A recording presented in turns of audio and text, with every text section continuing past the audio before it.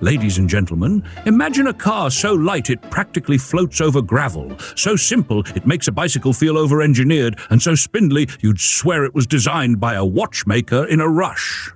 Welcome to the 1914 GN Cyclecar, a motorized contraption that looks like a sidecar escaped the circus and learned to drive. It's British, it's bold, and it was built at a time when seatbelts were optional, but tweed caps were mandatory. Before we dive into the oil-soaked madness of early motoring, I want to say a massive thank you to all the fine folks who support this channel. Thanks to you, we can keep unearthing history's weirdest vehicles without having to sell any family heirlooms or bribe museum guards for brochure scans. You help keep these stories rolling, and we salute you for it. Now then, let's rewind to an era of monocles, horse dung, and vehicles that made their own soundtrack with every rattle. The GN Cyclecar began life in 1910, built by two ambitious young British engineers, Godfrey and Archie Frazer-Nash. The initials GN came from their surnames and would soon become synonymous with lightweight sporting madness. They started in a humble stable in Hendon, North London, converting motorcycle principles into four-wheeled enthusiasm. Their mission? Build a motorcar for the people. Cheaper than a car, safer than a motorcycle, and with enough mechanical creativity to confuse even the most determined mechanic.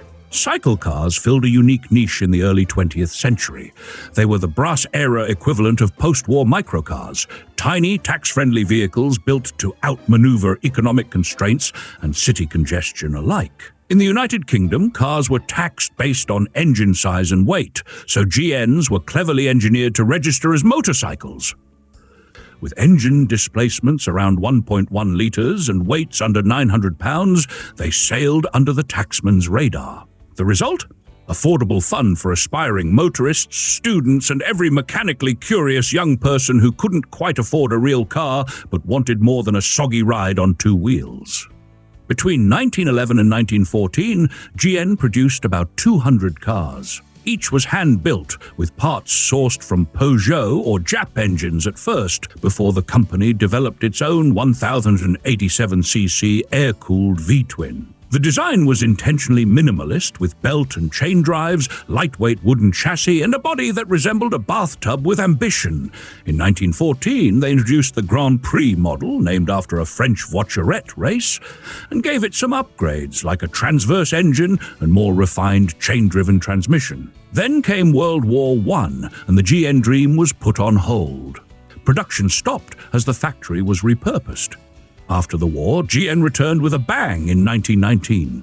The company moved to Wandsworth, redesigned the chassis in steel, and introduced multi-speed chain drive systems, including four-speed setups that echoed what would later appear in Frazer-Nash's famous chain-driven cars. At their peak, GN was producing 55 cars a month and even licensed their designs to Samson in France. In total, more than 5,000 GN Cyclecars were built before the market shifted. By the early 1920s, GN faced stiff competition from mass-produced, fully enclosed small cars like the Austin 7. Though GN tried to modernize, including experiments with four-cylinder engines, their niche had passed. By 1923, car production ended. But the founders' ideas didn't. Frazer-Nash launched his own sports car brand, and Godfrey later co-founded HRG Engineering, keeping the spirit of lightweight motoring alive. Today, original GN Cyclecars are exceedingly rare. Many were modified into specials, others scrapped, and some just disappeared into barn corners. The few that remain, like the 1914 chassis Noba 208, recently sold at auction, are cherished time capsules from an era when you could build a car in your shed and drive it into legend. Technically speaking, the GN Cyclecar was a marvel of ingenuity packed into a tiny frame. Its 1087cc V-twin engine produced about 10 horsepower, enough to get the 400-900 pounds, 180 to 400 kilograms, car up to 55 or even 62 miles per hour, depending on road conditions and bravery levels. Early engines were mounted longitudinally, with one cylinder pointing forward and one backward, before being redesigned to sit transversely with heads poking out either side of the bonnet. This layout improved cooling and drivetrain layout, aided by airflow and a belt-driven fan. The drivetrain was chain-driven with a cone or multiplate clutch feeding into a countershaft and dog clutches for gear selection. Early models used belt final drives with twin leather belts, one to each rear wheel. This primitive form of differential allowed for some wheel speed variation but could be unreliable if the belts slipped in rain or grease. Later versions evolved to a more robust 4-chain system offering up to 4 forward speeds and even reverse.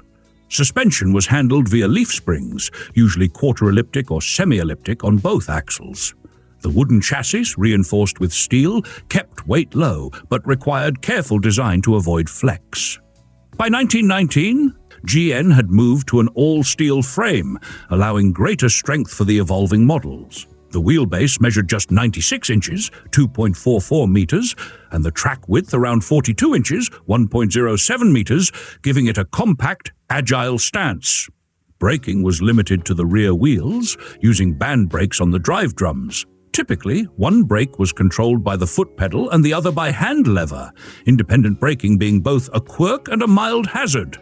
Steering was via cable-operated systems, simple and light but requiring regular adjustment. Later models adopted bevel or worm gear steering boxes for better precision.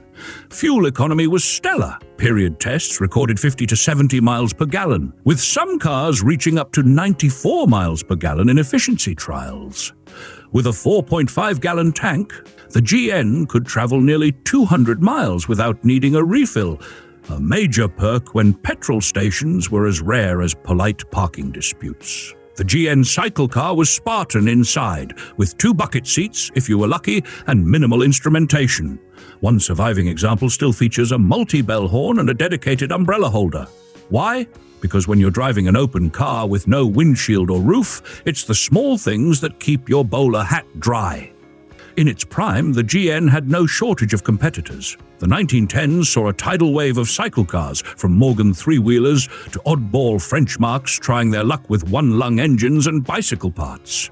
What set GN apart was its performance. Most cycle cars were glorified motorized carts, but the GN was sporty, sprightly, even. It gained a reputation for surprising larger, more expensive cars in hill climbs, trials, and early races. While others offered cheap transport, GN offered excitement. But time caught up with the concept. By the early 1920s, conventional cars like the Austin 7 and Citroën Type C offered smoother engines, real suspensions, proper gearboxes, and, crucially, weather protection. GN's delightfully crude belt and chain setup started to feel like yesterday's news. It became clear that fun alone wasn't enough to win over families or the growing middle class. GN faded from the sales charts, but it never really faded from memory. As for prices, the original GN was a bargain in its day. A standard 1914 Grand Prix model was listed £112 sterling. Adjusted for inflation, that's around £14,700 sterling today, or roughly $18,700. That's cheaper than many e-bikes with Bluetooth these days. In the 1920s, used GNs could be picked up for a handful of pounds. There's even a famous story of one winning a major rally after being bought for just 70 shillings. A great reminder that price isn't always a predictor of performance. Fast forward to the present, and GN Cyclecars have become prized collector's items. A standout example, the 1914 GN Chassis Nobel 208 sold at RM Sotheby's for $110,000 in 2014. That price wasn't an anomaly. Well-preserved GNs routinely fetch between $50,000 and $80,000, with true originals and race-prepped specials commanding even more. They're highly sought after by vintage racing fans, museum curators, and anyone who thinks driving should involve some level of heroism. Beyond the numbers, the GN Cyclecar is beloved because it's living proof that simplicity and spirit can outlast complexity and polish. You didn't drive a GN so much as wrestle it, hand cranking the engine, balancing your gear shift timing, manually pumping oil. Driving one was like learning to play a mechanical instrument. You didn't just press buttons and go. You were involved. It was analog in the purest sense.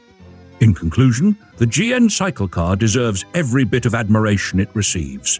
It's a milestone of engineering minimalism, a plucky relic of youthful ambition, and proof that fun isn't measured in horsepower, but in heart. For a car built in a London stable by two young idealists, it did rather well. If you've enjoyed this mechanical deep dive, go ahead and subscribe. No hand pump required. And may your brakes always be balanced, your oil always pumped, and your ride just unpredictable enough to make you smile.